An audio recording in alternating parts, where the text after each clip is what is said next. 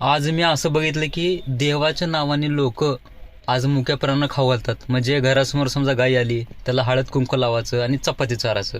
का? कारण मला पुण्य करायचं आहे. आणि इतर टायमाला उचलायचं दगड घालायचं, उचलायची काठी घालायचं. कशासाठी?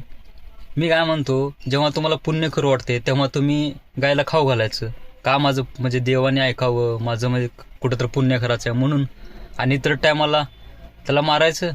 हे भेदभाव कशासाठी? मला सांगा. निसर्गाने, देवाने जेव्हा हे सृष्टी ह्यालाच मी परमात्मा, ह्यालाच मी सगळं म्हणतो, ह्यांनी कधी आपल्या घरात भेदभाव करून पाणी पाठवले का? प्रत्येकाच्या घरातच पाणी जाते का नाही? तुम्ही सांगा. मग आपण का भेदभाव करायचं? एक सजीव प्राणी म्हणून त्याला पाणी, जेवण द्या ना. प्रत्येकाला मृत्यू लक्षात ठेवा, कर्म चांगलं ठेवा आणि हेच तुमचं कर्म माणसाच्या जीवनात मिळत असतं फळ.